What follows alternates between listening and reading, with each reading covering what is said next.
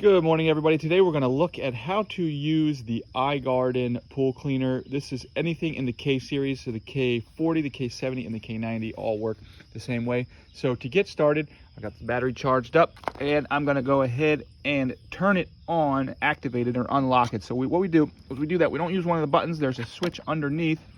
If you come underneath right here, you'll see there's this. Then you'll see the little lock here. It's in line right now. That's because it's turned off. So to turn it on, I turned it there, and you hear the little beep, and that means that it is now activated, and now this screen is on. And you see this is flashing right here. This is just telling us that it's on, but it hasn't been activated to start its cleaning cycle yet. So this is not really a power button so much as it's like a start its cleaning cycle, confirm the settings, and start cleaning or not. So we're not going to touch that for now. So if we start over here, this clock button is how we're going to set how long we want it to clean for. So we have four options. We have basically it'll run for an hour, it'll run for an hour and a half, it'll run for 2 hours, or it'll just run until the battery gets low. So right now it's in the run till the battery gets low setting. So if I hit one, you see there's one green dot, that's the 1 hour runtime. If I hit that, that's the two little green dots is the 1.5 hour runtime.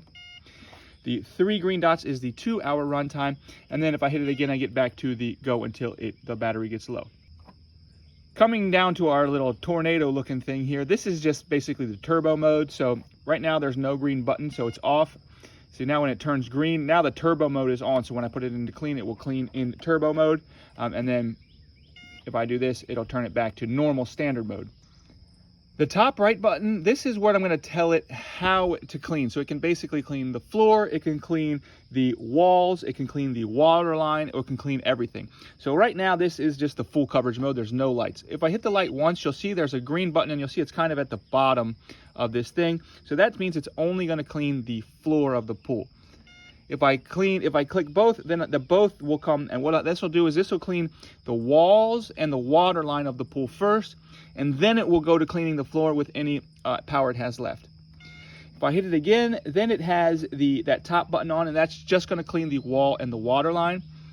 And then if I hit it again, it'll go back to full coverage. So the difference between the full coverage and the 2 green dots, which is also basically full coverage, is that it does the wall and the water line first. This is actually preferable to the full coverage because it will concentrate on one area, get that clean, and then move on to the floor. And then this button here is the repeat. So it will repeat the cleaning cycle. Whatever cleaning cycle you have it on, you'll tell it to repeat it. So if it's off right now, so it's not going to repeat. Now if I hit it once, now it's going to, whatever cycle I put it on, it's going to repeat that 24 hours later. It's going to redo that cycle. If I hit it again, it will do that every 48 hours. If I hit it again, it will do it every 72 hours. Or if it's off, that's disabled. It'll just run whatever cleaning cycle I told it to do, and then it will turn off. And then once we have all the settings we want, we're just going to come in and hit this button here. You see it makes a long beep, and now this is ready to be put into the pool. So we're just going to pick it up and put it into our pool and sort of turn it as we sort of rotate it as you put it in the pool to help get all of the air out of it. And also you need to put it in the pool within 3 minutes of confirming that, or else it will cancel it out. Now there's some more involved cleaning and maintenance that you can do as necessary, but one thing that you should do every time that you use it is just, every time you pull it out of the pool, is just go ahead and pull this out here. You have this filter basket here, open it up, empty it out, and then rinse it out, and then close it back up like this, and put it back in. And finally, if you're interested in getting more information about this battery-powered pool cleaner, I'll put a link in the description below.